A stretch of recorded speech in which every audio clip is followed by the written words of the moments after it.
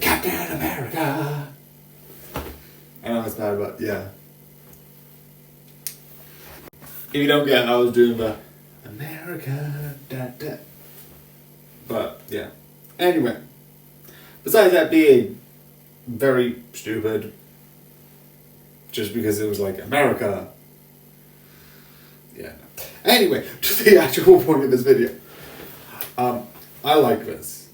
So I watched this sort of a bit after everyone else has talked about it. Because I've seen some people talking about how it feels certainly a bit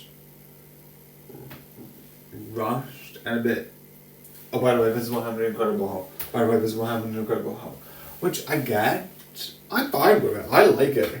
It's good. Would I say is one of the best? No. I do like the story, though.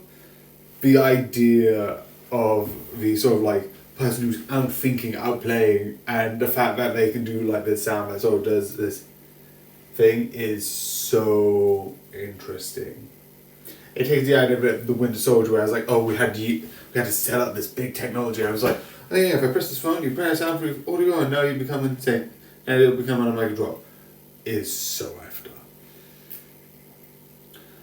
And what happens as a result of this, I also find is interesting, because one of the things that was interesting in Civil War was Anthony Mackie's as the Falcon at the time went to this prison, and now Ross was in the prison because originally he was one of the people who set up. I don't know if that's being reading too much, because Ross wasn't the person who I'm trying to refer to the scene of. The scene was like having Tony Stark's character and Anthony Mack's character sort of look at each other. I love that I'm referring to the actual character names as characters, because I'm like, no. I'm talking about like the Falcon and Captain America. Those are the characters. Like, besides the point.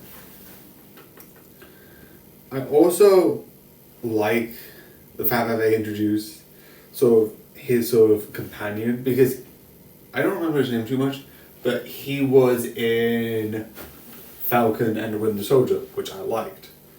But yeah. The one thing I am going to fully acknowledge, and that is one thing.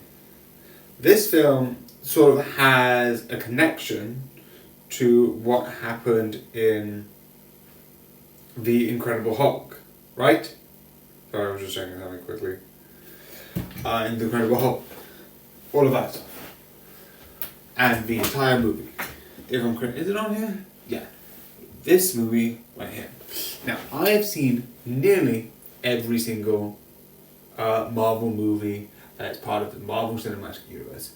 There is one important exception, which is the Thunderbolts. But that's more because I haven't really seen it recently, but I will plan to see it. I am going to see the Thunderbolts.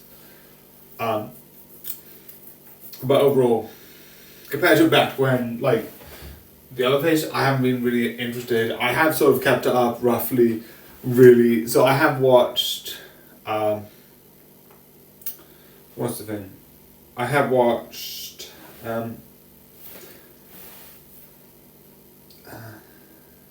Ironheart.